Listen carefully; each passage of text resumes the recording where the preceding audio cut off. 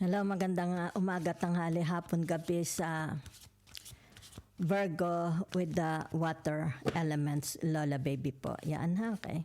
Papakilala, isang like, subscribes, and shares lang po. Salamat po. Bigyan ko kayo ng timeless reading ha, okay. Para sa mga natitirang linggo, araw ng buwan ng, anong tawag dito?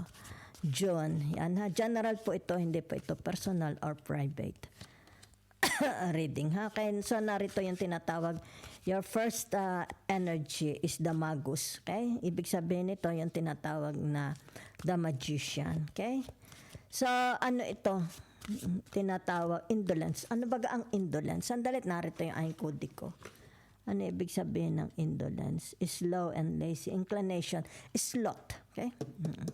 For some of you, it's like tinatawag, baka wala kayong ganang magtrabaho, mag-exercise, di ba? Lumabas, kumain, yan ha. So nakikita ko indolence. Kaya narito ang tinatawag na the magician, di ba? It's like yan ang gusto mo. It's like tinatawag, teka muna, hindi mo na ako mag-exercise, tinatamad ako. Okay, yan. Hindi mo na ako magtatrabaho, absent muna ako. Yan ha. Hindi mo na ako yung tinatawag na yung diet ko. Ako muna is kakain ng tinatawag cake. Matagal na akong di nakakapag-cake ice creams. Kaya dito lumabas ang tinatawag na the magician and the Eight of Cups. Okay? Merong keywords na indolence. Okay?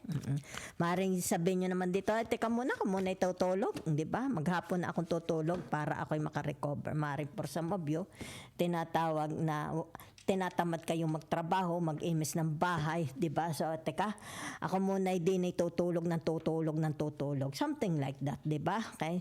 So, narito yung tinatawag na the hermit, di ba? It's like tinatawag kumukontra. Yan, kumukontra ang the hermit, 'di ba? Sa tinatawag na the magician, the magus, 'di ba? It's like tinatawag ako mag-exercise, teka muna, tinatamad ako. Ya kumukontra yung energy ninyo. It's like tinatawag the yin and the yang, the devil and the angels, okay? The white and the black, 'di ba? Yan Kasi dito, pamagit na ang tinatawag the indolence. Maaring for some of you, nagigilty ka. Sabi mo, naku ha, pag hindi ako nag-exercise, pwedeng mag-gains ako ng weight, di ba? Kumukontra, ang tinatawag na the hermit sa magician, di ba? Okay. Ayan, siguro sabi mo dito, teka muna, tinatamad ako maligo, 'di ba? Total wala man akong pupuntahan, pero kumukontra ang tinatawag na the hermit, 'di ba? It's like nako, pag hindi ako naligo, di pag huminga ako sa kama ko, babantot yung kama ko. Kumukontra because of the Eight of Cups, okay? So narito yung tinatawag na the wheel of fortune. Ibig sabihin nito, magkakaroon whatever. Siguro kaya lumabas ang the indolence. It's like tinatawag time for celebration now. Time to have a party. Magkakaroon ng tinatawag na celebration. There is a completion. There is a tinatawag na graduation. Yan, lumabas ang the wheel of fortune. Ibig sabihin nito, maybe it has something to do about your studies, di ba? Your work, di ba? Your profession. So, ibig sabihin nito, yung tinatawag na you will prepare, maaari ito preparation, di ba? Ako ano man ito. It's like tinatawag, teka, maglalabas ako ng maraming champagne, di ba? It's like tinatawag, it's my day, di ba? Ito yung tinatawag, tagumpay ko, may tagumpay. Yan, kasi lumabas ang the wheel of fortune. Yan ha, kaya naman pala. Okay? Ibig sabihin nito, nagkaroon ng magandang outcome, a result, di ba? So, it's like tinatawag, you are manifesting. It's like sabihin na natin dito, ay, mag-invite ako. Yan, ano ka okasyon? May tagumpay. May tagumpay ha. Because of your hard work. Yan ha. Okay? Whatever is this. Kasi the hermit, it has something to do. Maybe it's about your health, di ba? Maybe an operation. Nag-undergo kayo ng operation, nagkaroon ng success.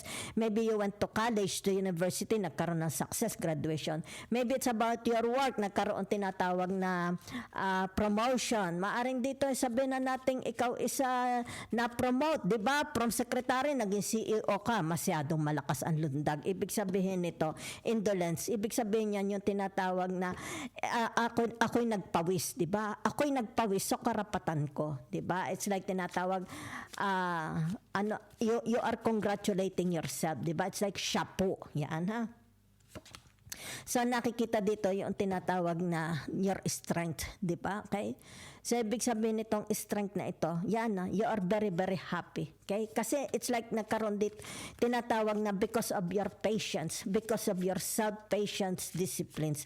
Kaya dito, narito ang tinatawag na celebration. Yan, nagkaroon ng accomplishment. Di ba? It's like tinatawag, sabihin natin, baka natapos ang kontrata, di ba? Or maybe tinatawag na it's a time to fly, di ba? Maaring dito yung tinatawag, bakit may indolence? Teka muna, celebration, alis na ako, there is a departure, di ba? Yan o, kaya dito narito ang the magician, di ba? It's tagumpay yan. So it's like tinatawag, you are very, very proud of your accomplishment of yourself, di ba? Okay? So naririto ang tinatawag, It's like tinatawag between you and them. Okay? Ibig sabihin nito, kung sino man ito, may ano ito, love relationship, ano ito, yung tinatawag na there is a kasunduan, pumasok, pareho kayong pumasok sa intindihan, di ba? Has it something to do about the love relationship or trabaho, profession, ano ito, di ba? Yan. So nakikita dito yung tinatawag your kapalaran, magsisimula. It's like tinatawag, ito yung tinatawag a new beginning. Papasok yan, a new beginning. Kaya narito ang tinatawag the wheel of fortune. Okay? So meron ditong tinatawag intindihan. Kaya narito ang tinatawag na the hermit. It's about the language, di ba? It's like tinatawag, permahan na tayo ng kontrata. Kaya ibig sabihin nito, let's do it. Magmamanifest ito, ha? Okay? So nakikita dito, you are very, very proud of your accomplishment. You are very, very proud of yourself, di ba? So ayan it's like nakikita dito for some of you, kung ano man ito ha, yan. Ibig sabihin nito, okay, masyadong, teka muna ha, ito yung tinatawag na the 10 of swords, yan ha. So it's very, very, for some of you nakikita dito, masyado kayong pagod na pagod, di ba? Yan. Yan. It's like siguro, kasi ito'y maitim. So for some of you, maybe it has something to do about your work, about your profession, di ba? So ito yung tinatawag na masyadong very, very down. Okay? Yung kanyang tinatawag energy. Yan, hindi makarecover. Hindi siya, kailangan siguro niya ng pahinga.